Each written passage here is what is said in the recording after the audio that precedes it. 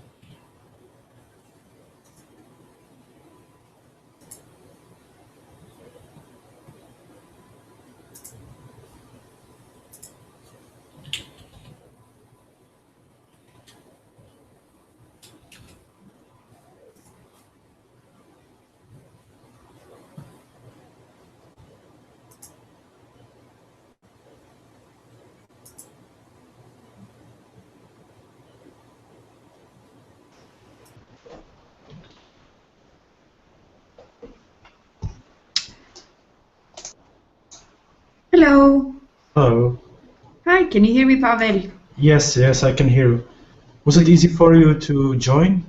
Yes, very easy. Okay. Yeah. Hello, Dana. I think she's muted now. Yeah. Did you get my PowerPoint? Yes, I got it. Okay, good. So how many do you expect that we will be?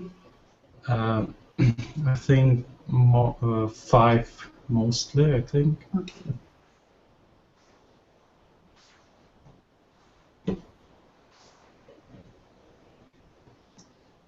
So how's the weather? Oh, nice. A bit chilly. It's about Okay. 25 degrees, 24. Chilly? Is it chilly for you? It's chilly because last week it was 35. Okay. I have another phone call, but okay. Take the phone call until we start. Yeah. Smutný právo. Já se omlouvám, teďka mám nějaký webinář, tak jestli mi můžete třeba tak za 1,5 hodiny zavolat. Tak jo, mějte se, naschle. Okay, I'm back. There are some messages. Okay, Urshka told me that she will not come, Dana.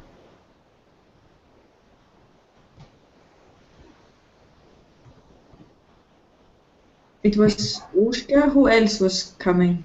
I think somebody from Romania should, but they were. Pepino, what's his name? The Italian guy also?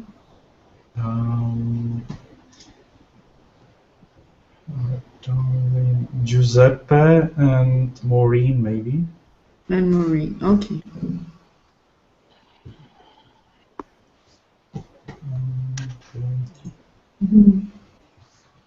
Dana, can you hear us? Do you hear me? Yeah, a little bit.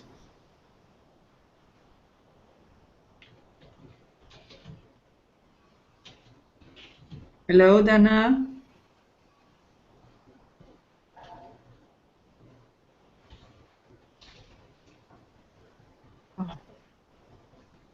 Hello, Dana.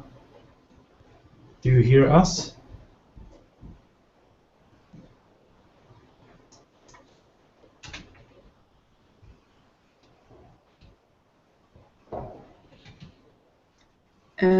No, we cannot hear you.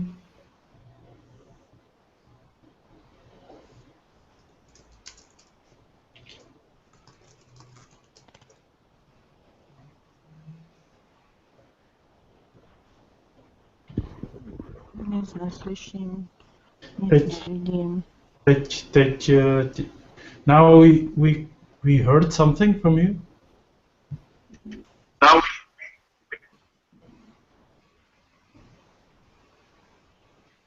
Hello, Maureen. Hello, good morning. Good morning. Morning. Hi, Sophia. Hello. Hello, Danusa. She's there. We had some problems. She cannot hear us or see us. I don't know. Okay.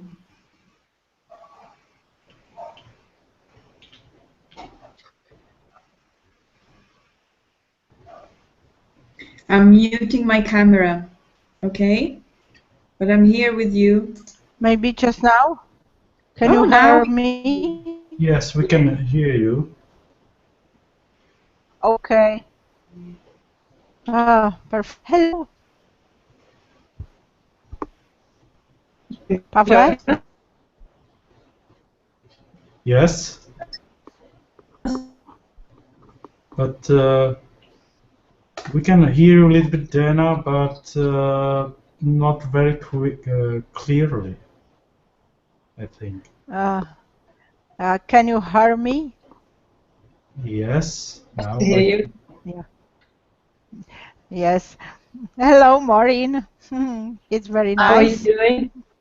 Nice Ahoy. to see you. Fine, fine, fine. Hello? It's not too clear. it wasn't clear to me as well. I can't hear you. we cannot hear you too. You can't hear me. Not very well.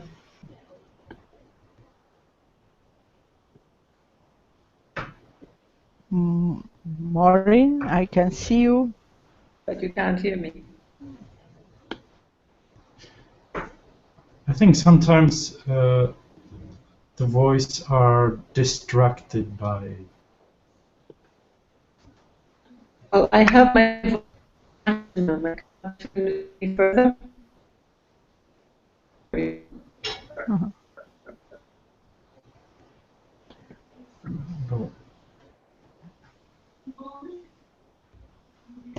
Maybe hello. Let Sophia start with the presentation. Do you understand me? Yes, join. Okay, so if everybody mutes their microphone, Okay. so that the bandwidth is a bit better. Okay, so Pavel, help me out with my presentation. How can I do a screen share? Yes? Okay, I have to unmute myself. Yes. Or Uh, can I upload? Where can I?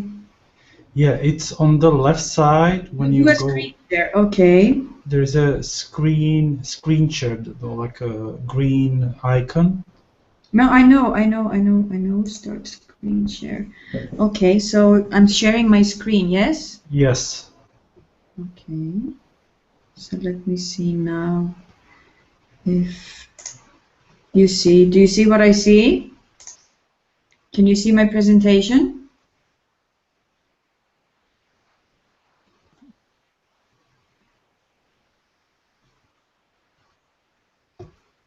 I can see your presentation. Maureen, can you see my presentation? Yes, I can. And Pavel, you too? Me too. Okay then, so shall I start with the presentation? And Pavel, are you recording? Yes, this whole session is already recorded. Okay, so just to let you know that sharing this, let me just, okay, Not this. I cannot see the Google Hangouts. Yeah. So I cannot see if you have any comments for me. Is that clear? Yeah, but I don't think. Maybe you should start with the presentation and we Okay. can. All right. So welcome to webinar number 2. It's going to be presented by me, Sofia Tsiortu, representing the NGO EONET from Greece. Today we're going to talk about 2 things, and the presentation is divided into those 2 points. The first one is to prepare and present content making use of training tools. And the second part is to answer questions before and during the synchronous part. The first part, regarding preparing and presenting content, deals with how training material can be prepared and presented, what a trainer should think of trying to create e-learning material, but also making use of the training tools. The second part is a little bit different and it's more specific, and it relates to something like we're doing right now, a webinar, for example, a synchronous webinar, which means that we are all available online at the same time discussing. So let's start with the first part. Sorry.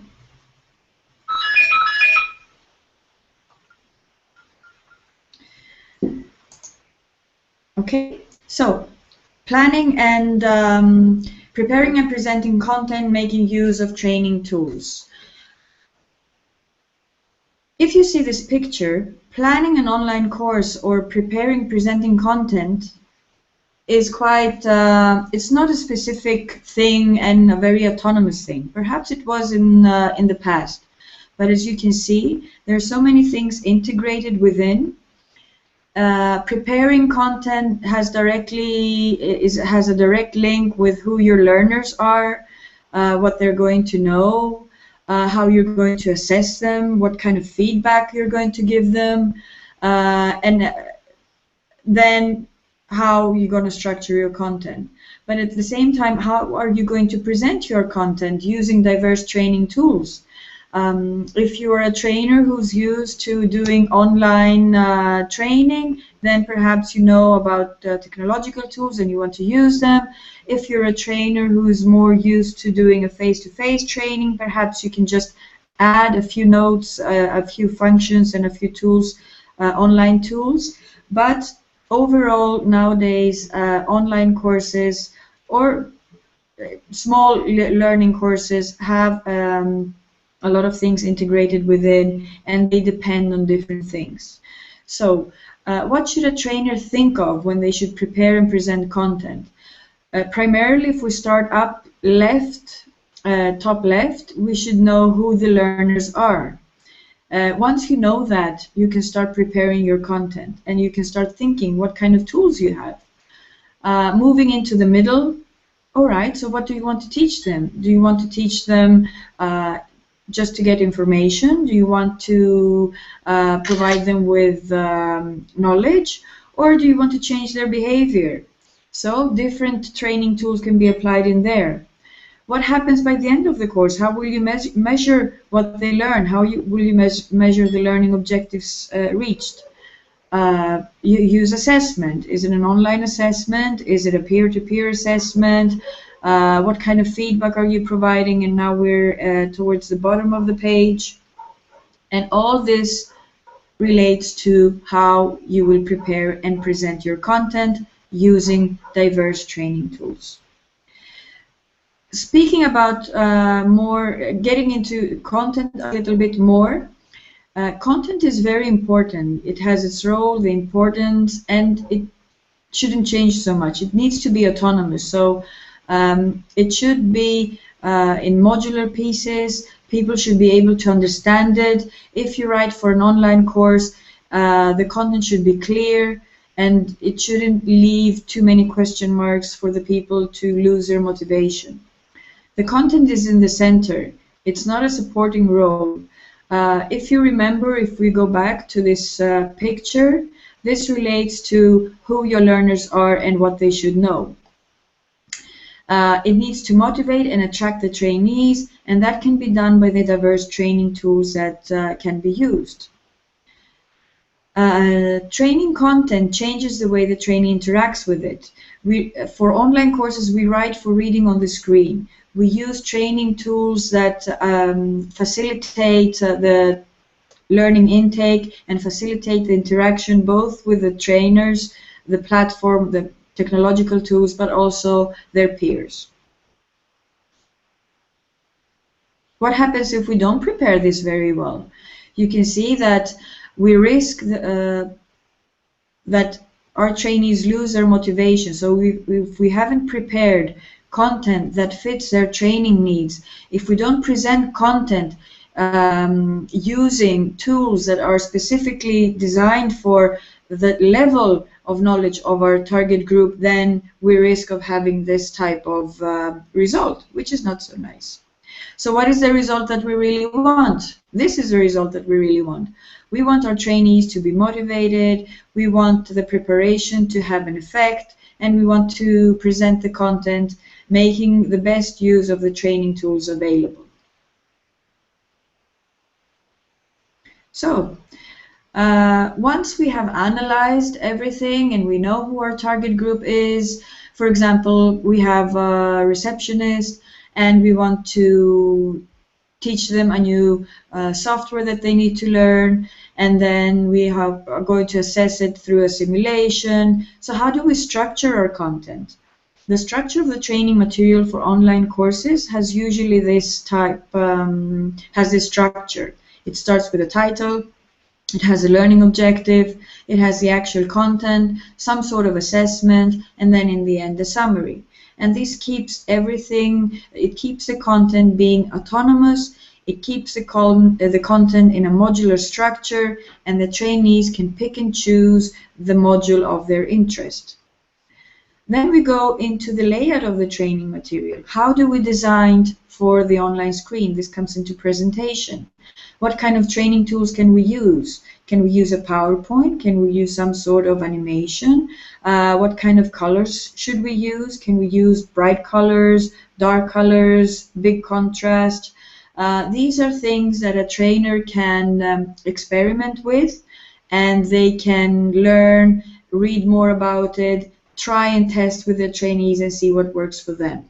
In general, you should use white background, black letters, a good contrast, and not too many colors for the screen. Of course, each institution, each organization may have technological tools or may not. Some are more advanced, others are very basic. So before you start preparing how your content is going to be, make an analysis and check what is available in terms of technology within your own organization so that you can work around that. So, we talked a little bit more about the presentation, the content. So, what do we do once we have set up the course? What other preparation do we need to do in order to start using the course with our trainees? Some typical guidelines that we can provide you are to send out an invitation email to all your trainees, to the participants, to participate in the course, whether it is a course, whether it's a short session online, whether it is a presentation. Check that, for example, if you expect 10 participants to attend, have you got replies from all of them? If not from one, have you followed it up to see what has happened? Have you solved any initial technical problems? For example, have you asked your participants to try out the software they will use beforehand? So not at the starting point they need to install a software and lose time doing that. Have you sent the final invitation? If yes, then you're ready to start the course. So with this, I concluded the first part, which is to prepare and present content, making use of training tools, and we will go into the second part, which is how to answer questions before and during the synchronous part. Do you have any questions so far? Pavel, you can unmute your microphone. No, I'm understand everything so far. Maureen, do you have any questions? So far, no. Okay. Dana, do you have any questions? No, I have. It's very clear and nice. Thank you. Okay, so this section has to do with the synchronous part. So when you are a trainer and you're providing online learning, you can divide your online learning into what kind of mode you're going to give it to, so, deliver it. So you have a synchronous or an asynchronous part. The asynchronous means that the trainees can access the training material whenever they want, wherever. Whenever, basically. This is the main difference with synchronous and asynchronous. So they can access the discussion forum, for example, at midnight. But when you as a trainer have to prepare a synchronous part, there is a different type of preparation that you need to make. There are some basic questions that you need to answer before you start a synchronous training session. So, for example, right now we're doing a webinar. We have a synchronous session. So I should have asked these type of questions before in order to prepare the participants taking part to have the most effective and most productive training session. So, what should you start asking your participants? Start with an FAQ section on the platform. So think of typical questions that might come up. For example, oh, how do I get the link from the coordinator? How do I get the link where the session is? Most probably everybody from your participants will have that question. So before they answer it, it's a good idea to have it already, to put it already on the platform. The frequently asked questions section is an updatable area. So at the end of each session, whether it is synchronous or asynchronous, you can collect questions that you feel should belong into the frequently asked questions section and add them after each session. Questions, you should answer questions related to time, content, structure of content, course, how many trainers, trainees, certification, etc. So what does that mean? In the beginning, when you start your synchronous, you can tell them, for example, okay, this is a presentation that will last approximately 15 minutes. The structure is we're going to talk about 2 different topics. The content is a PowerPoint presentation. You have 1 trainer or 1 presenter, and you have 3 trainees participating. You can also provide answers such as, is this part of the certification of the learning path they're following? Will it be assessed at the end, so people are more prepared? This helps the participants feel more motivated to participate, but they also feel more secure in participating online. We should never forget that when somebody is following from an online platform and they don't see a trainer face to face, they need more peripheral information. They need to feel secure in following the course. They need to know exactly where they are at that moment of at time and what they should expect, what they can do, where they can click, how long this will take, etc. A good practice is at the beginning of each session, you can have a 5-minute Q&A session, so you can allow your participants to ask some questions. If you feel that some questions are repeating themselves, you can add them to the frequently asked question section.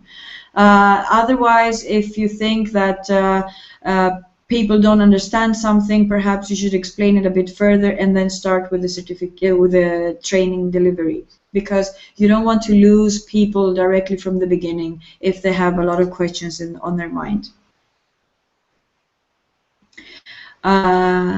Another very important thing is to set some ground rules. For example, Ask your participants to mute their microphones while you present. When you want to speak to somebody, ask them by name and say, Tom, are you okay? Do you have any questions? So that only Tom unmutes his microphone, and then you can do this round. Other ground rules are that people enter the session 5 minutes prior to start.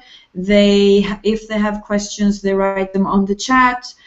They should not interact between them. They should turn off their mobile phones. If you intend to have participation, how they should participate. So these are the ground rules and questions you should answer before you organize a synchronous session for an online course. So what happens during the synchronous part? A lot of trainers have a second person, an assistant, helping them reading all the questions that actually come up on the forum, because if you run a course with 50 participants, a session with 50 participants, and suddenly 30 of them start typing questions, it is very difficult to follow, read the questions, do the presentations, and answer. The same relates to the forum. So one option is to have an assistant. Another option is to make regular breaks to check for new questions and answer them. So, for example, when you finish the session, go through the chat, tell them, okay, I'm going to take a minute or two just to go through the questions, see what type of questions you're posing, answer them, and then go back to your presentation. If possible, try to group the questions and answer as many as questions in one go. So if you see a lot of questions relating to how they will enter the platform, you can say, okay, guys, this is the way, step 1, step 2, step 3. So you don't have to answer each individual question, but group them into many. At regular intervals, again, ask the students for feedback if they've understood the answers that you're giving, that you're providing. Again, this has to do a little bit with the needs of your participants, the trainees, what you're presenting, what the level of interaction you're expecting, and what type of feedback you should give them. A very good idea is to record the chat session and make a little webinar, a little autonomous webinar, post it on the forum when the session is finished. In that way, participants can just enter the forum, go back, retake the session, and in their own time digest all the information that was provided. This goes also to the participants that didn't attend, and they can follow missing parts. So with this, I close the second session. So, do anybody of you have any questions? Pavel? Yes, my question is, maybe do you have experience what should be the ideal number of participants of such a webinar, if it's 10, 20, 50, or... Well, it all depends. For example, I have participated in MOOCs, which are these massive open online courses. So you could have a webinar with thousands of followers, or a recorded webinar with thousands of followers, so you could stream this. But then you didn't have the option of, you could only type some chat in the chat area. I have followed courses with 10 to 15 participants, which were very targeted, very technical questions. So there was a lot of interaction with the participants, and the trainer actually allowed for that, but it took a lot of time. So in the beginning, it was supposed to take 1 hour. It took about 2.5 hours to finish because the questions kept interrupting. If I'm providing information, I think that 5 to 10 people is a good group, because at the end you can have a really nice Q&A session and you can go into depth with certain questions. If you want to, it all depends on your target group and their needs, I would say. And of course the kind of tool that you have, because the tool has to support the bandwidth and it has to support what you want to do. Okay, thank you. Maureen, do you have any questions? Not for the moment. I'll have plenty later. Okay. Thank you. Thank you. Dana, do you have any questions?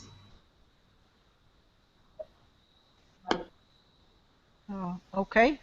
Can you hear me? Yes, I can hear you. Yes, yes. Can you explain what do you think about improving of motivation of learners? I think it's a huge problem. Students, they should obtain points or something to final exam. That is necessary to motivate them to have questions, to create posts, and so on and so on. If you have any experience, please tell us.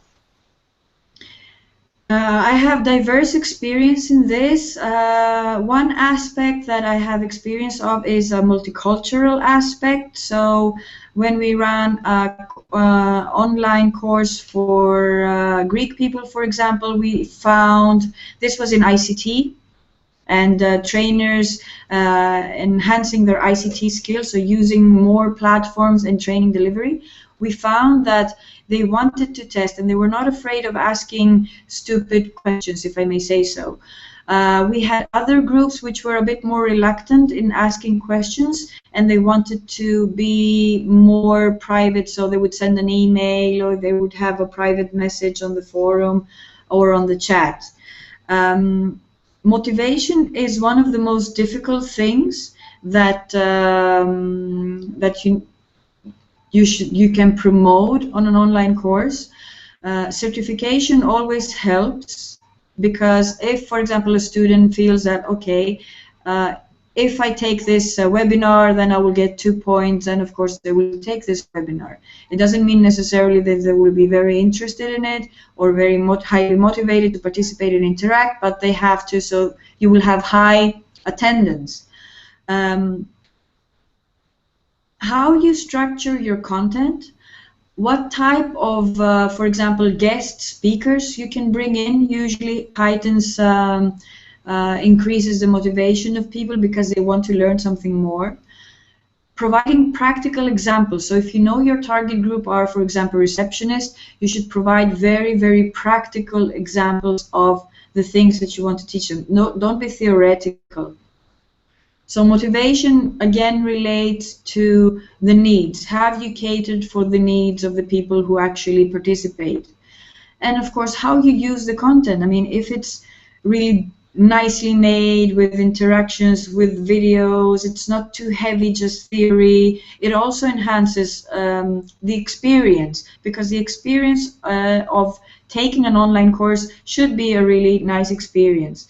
The age group also plays a different part, because younger people they need smaller bits of information, diverse, multiple devices, so they would like to sit down somewhere with a mobile phone and access this, and that should be responsive for a mobile device, the content, while a different target group, for example, above the age of, I don't know, 50, 60, perhaps would like to have additional links, additional information to go and search for more information so that they feel, okay, good, I know this. So motivation is a very difficult point. I think that trainers should try it out, try different things, see what works for them, and not to be afraid of experimenting. In Finland, they have, in schools, they have a risk management day. Well, not risk management, but a risk training day. So what the trainers do is that they experiment with different methodologies, different tools, whatever they find, whatever they have themselves found on the internet or on books, or talking with colleagues, or finding on conferences. So they test it in their classroom, and they discuss with their students, saying, okay, did that work for you? Didn't it work for you? How was it? So they're not afraid of testing, of experimenting. So I think that if a trainer is not afraid of testing and experimenting, then the motivation will be heightened. Interaction from the actual user group is also very motivating for the people. They don't want to be a recipient, but they want to be a contributor. and e-learning and online classes has changed that and gives the opportunity. So, for example, you can have, okay, instead of running the whole presentation, you can allocate parts of the presentation to different participants, and they can also make a small presentation. So that directly heightens the motivation of certain people. Okay, thank you. It was very useful for me, and thank you, Sophia. Thank you. Hello, Vilja. Vilja is here. Did you recognize? No. Yes. Christina. Invited us. I think Christina already left the group, but Vilja just joined us.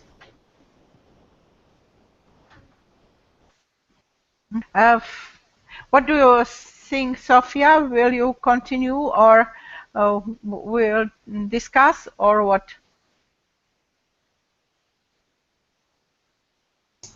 It depends if you have any questions. What do you want to do? Okay. I have finished the presentation. Yes, thank you very much for your nice presentation. I think that it's useful for us. It's available. We can see it for example, tomorrow or something. And just now, synchronize question, more questions.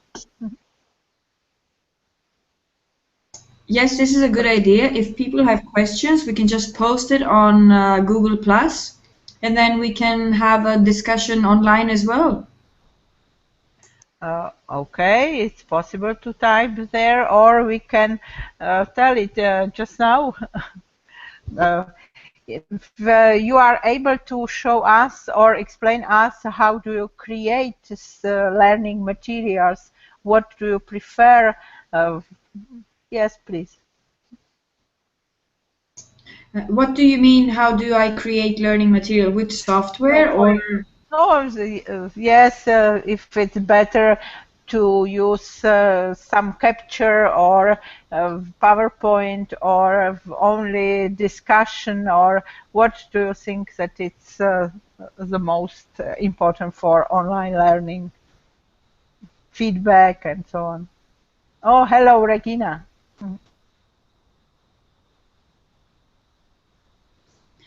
Okay, well, it depends because if we talk about trainers who don't have a lot of experience in creating online material, then usually they start working with PowerPoints, for example. They start working with the tools that they are more confident with. There are some rules, of course, and I think I showed you a presentation in one of the meetings, what you should think of, some design rules, like don't have too many, not more than 7 bullets online on the screen, have clear titles, always know where you are, navigation issues, how you structure your feedback. It all relates to what you want to teach. Regina, if you mute your microphone, is it possible? Do you hear me? Yes, we Do can you hear hear you. me? Yes. We didn't hear. Can you mute your microphone, Do you please? hear? Good morning. Yes. Hello, Carlos, is that you?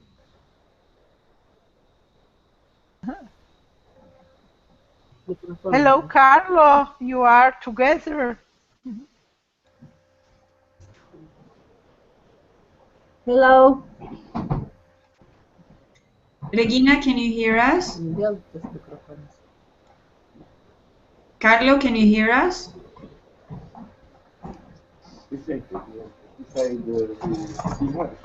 Yeah, he is there.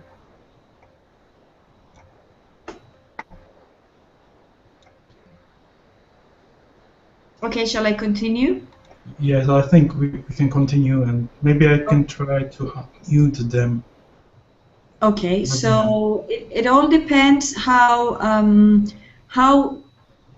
experienced they are and how willing they are to try different things. when we talk a bit professional content development, then we talk about different software. We have programming software, and we have the most popular right now is Captivate and Storyline, Articulate Storyline, which programming can be integrated. You have learning interactions already there. You have assessment tools, multiple choice questions, drag and drop. You have different games, who wants to be a millionaire type of interactions. So there are a lot of things that you can do. For me, what's most important is to always think of the pedagogical approach and think, who are my trainees? What do I want to teach them? How do I design for the screen so that people who participate are always motivated? Should I start with a question, for example? It always heightens the motivation and the interest because they never expect a question in the beginning. But that depends again what you want them to do. Do you want to build a scenario? If you're a trainer who uses role playing in the classroom, scenario is also a very good approach. So a role playing in a classroom can be converted into a scenario online, and that can be done with PowerPoint as well. If you want, I can send you some templates that we've done that we usually hand out to our clients, to trainers who want to create content for online learning. So we can put them online on Google Drive, and we can distribute it to our target group as well. So for me, what's most important is to start thinking who my learners are, my trainees. Start thinking what kind of content I have, what I want them to know at the end. So the most important question is what they should know at the end when they finish the training course. Dan, I see you upside down.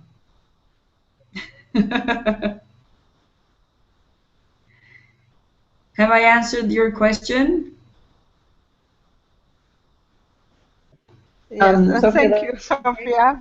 It's wrong with me, with my turn up. Thank you. Maybe Maureen, do you have any question, or what do you think about that? Yeah, if you could send us those templates, it would be very interesting. Can you hear me? Yes. Thank Muting you. my microphone in between. Yes, I will post them on Google Drive. Okay. And would you also send us a copy of the PowerPoint that you've just used? Pavel already has a PowerPoint, so he will probably upload it. Otherwise, I will just put it on Google Drive as well. Yes, I will put it on the Google Drive, and I will put the link to the event, so you will find it. Or we can do a sort of summary from this webinar and put it, or send it by email as well. Thank you very much for this. You're very kind. Okay. Thank you very much for this meeting. I think that it's very useful because of we try to practice these technical issues, and also thank you very much for our expert for this nice presentation. Thank you. Thank you. See you soon in Ostrava. In Ostrava. Okay. Okay, so I think we are already finished, so I can stop this Hangout, and you can access it later as a recorded session. Okay. So, bye all. Goodbye. Bye bye. Bye. Goodbye. Good night afternoon. Bye bye. Hello. Bye bye. Hát 2 o'clock, but we listen at 2:30.